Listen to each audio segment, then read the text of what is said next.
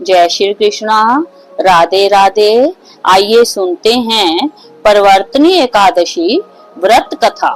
भाद्रपद मास की शुक्ल पक्ष की एकादशी तिथि को परिवर्तनी एकादशी कहते हैं। इस दिन भगवान विष्णु के वामन अवतार की पूजा की जाती है। धार्मिक मान्यता के अनुसार इस दिन भगवान विष्णु करवट बदलते हैं, इसलिए इसे परिवर्तनी एकादशी कहते हैं। इसे वामन एकादशी या जयंती एकादशी भी कहा जाता है। मान्यता है कि परिवर्तनी एकादशी व्रत रखकर भगवान विष्णु की पूजा करे और इस दौरान जब व्रत कथा पढ़े तो भक्त को सभी पापों से मुक्ति मिलती है और उसे 1000 अश्वमेध यज्ञ का फल मिलता है। पौराणिक कथा के अनुसार भगवान श्री कृष्ण ने युधिष्ठिर को इस एकादशी की व्रत कथा सुनाई थी। श्री कृष्ण कहते हैं कि हे राजन, त्रेता युग में बलि नामक एक दैत्य था जो मेरा परम भक्त था। वो विधि विधान से मेरा पूजन किया करता था और जाना ही ब्राह्मणों का पूजन और यज्ञ का आयोजन करता था।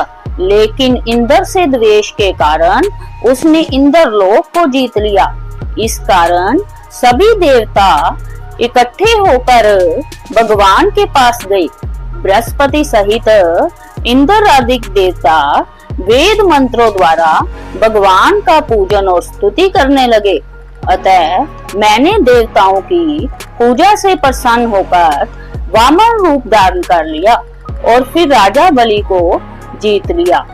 इतनी वार्ता सुनकर युधिष्ठिर बोले कि हे जनार्दन, आपने वामन रूप धारण करके उस महाबली दैत्य को किस प्रकार जीता?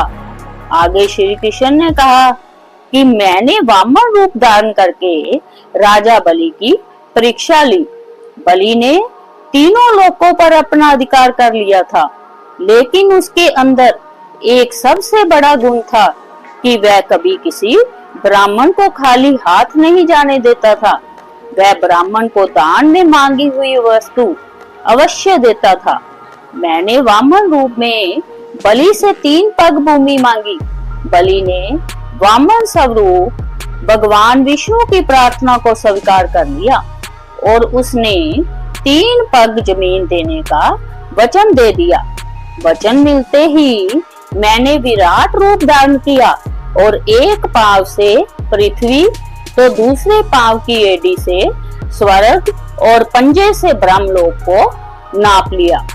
तभी तीसरा पग बचा था और राजा बलि के पास देने को कुछ भी नहीं बचा था। इसलिए बलि ने वचन पूरा करते हुए अपना सिर मेरे पैरों के नीचे रख दिया और इस तरह से भगवान वामन ने तीसरा पैर राजा बलि के सिर पर रख दिया। राजा बलि की वचन प्रतिबद्धता से प्रसन्न होकर भगवान वामन ने उसे पाताल लोक का स्वामी बना दिया। इस एकादशी को भगवान शयन करते हुए करवट लेते हैं, इसलिए इस दिन भगवान विष्णु का पूजन करना चाहिए। इस दिन चांदी, तांबा, चावल और दही का दान फलदायी माना जाता है। साथ ही इस दिन रात्रि को जागरण अवश्य करना चाहिए। धार्मिक मान्यताओं के अनुसार जो विधि पूर्वक इस एकादशी का व्रत करता है वे सब पापों से मुक्त होकर स्वर्ग लोक की प्राप्ति करता है। जो पाप नाशक इस कथा को पढ़ते या सुनते हैं उनको 1000 अश्वमेध यज्ञ का फल प्राप्त होता है।